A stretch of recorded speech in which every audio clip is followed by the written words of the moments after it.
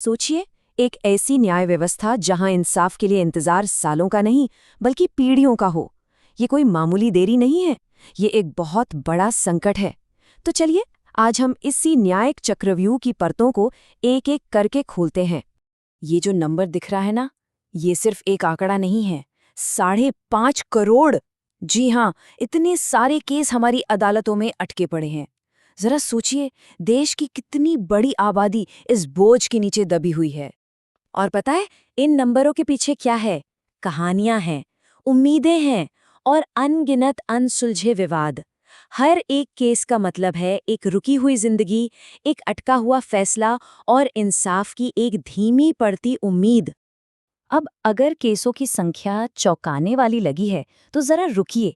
इन मामलों को निपटाने में जो वक्त लग सकता है, वो सुनकर तो शायद आप और भी हैरान हो जाएंगे।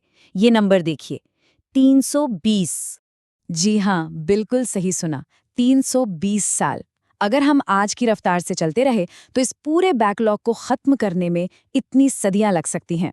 ये एक ऐसी देरी है ना, जिसकी ये हम कल्पना भी नहीं कर सकते। तो सवाल ये है कि आखिर हमारी न्याय व्यवस्था इस मोड़ पर पहुंची कैसे? तो चलिए, आज इसकी तह तक जाते हैं। इस देरी का असली गुनाहगार कौन है? क्या हमारी अदालतें सिर्फ केसों के पहाड़ के नीचे दब गई हैं, या फिर इस सिस्टम की मशीनरी में ही कोई बहुत बड़ी गड़बड़ी है? देखिए, इस मामले में ना हमारे पास दो मुख्य संदिग्ध हैं।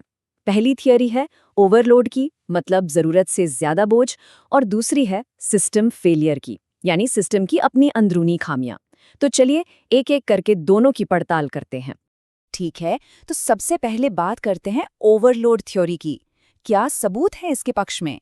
क्या वाकई हमारे सिस्टम के पास रिसोर्स यानी कि संसाधन कम है? जरा इस पर एक नजर डालिए। लॉ कमीशन कहता है कि हर 10 लाख लोगों पर कम से कम 50 जज तो होने ही चाहिए।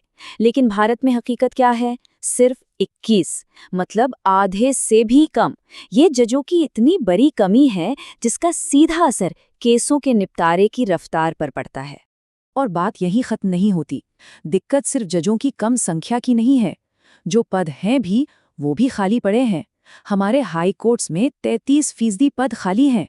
सोचिए, मतलब जो जज काम कर रहे हैं, उन पर बोझ और भी ज्यादा बढ़ जाता है। लेकिन क्या कहानी सिर्फ इतनी ही है? क्या सिर्फ रिसोर्स की कमी ही असली विलन है? अब आता है कहानी में एक ट्विस्ट। चलिए, इस मामले के एक ज्यादा पेचीदा पहलू पर नजर डालते हैं। क्या हो अगर सिस्टम खुद ही अपनी सबसे बड़ी रुकावट हो? सिस्टम के अंदर की एक बहुत बड़ी खामी है तारीख पे तारीख वाला कल्चर, मतलब केस को बार बार आगे बढ़ाना। इसकी एक वजह यह भी है कि कई बार वकीलों को हर सुनवाई के हिसाब से फीस मिलती है, तो इससे केस को लंबा खींचने का एक तरह का इंसेंटिव बन जाता है। पर सिस्टम में सबसे बड़ी रुकावट डाल कौन रहा है?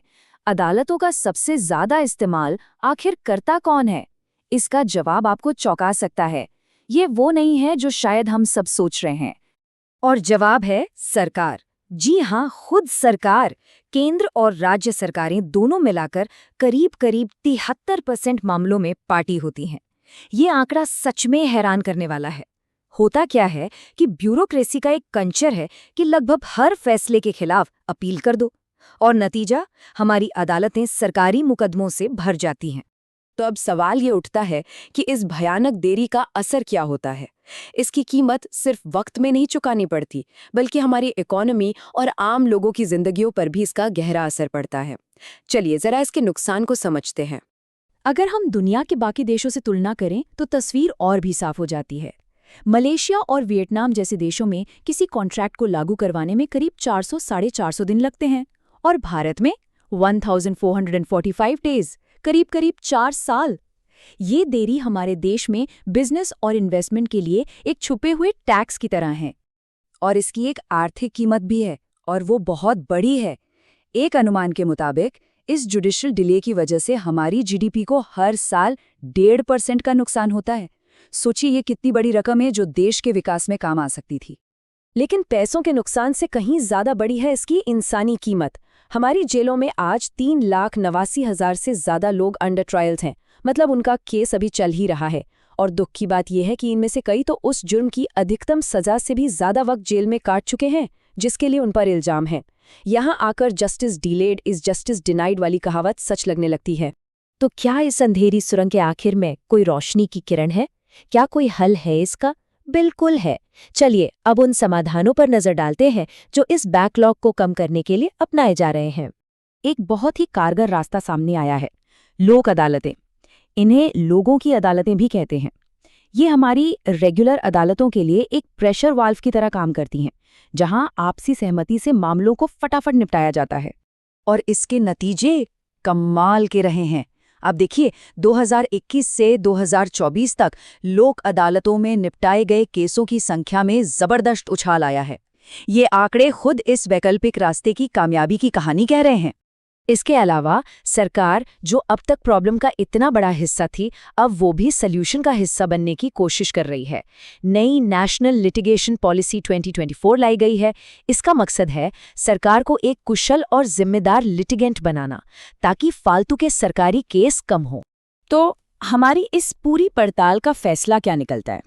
फैसला ये है कि ये संकट किसी एक चीज की वजह से नहीं है। ये एक परफेक्ट स्टॉर्म है। इसमें ओवरलोड यानी जजों और संसाधनों की कमी भी है, और सिस्टम फेलियर यानी देरी का कल्चर और सरकार का रोल भी है। इन दोनों से एक साथ निपटना होगा।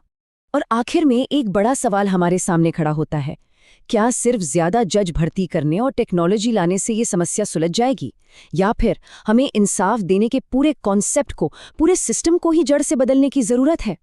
इस सवाल का जवाब ही हमारी न्याय व्यवस्था का भविष्य तय करेगा।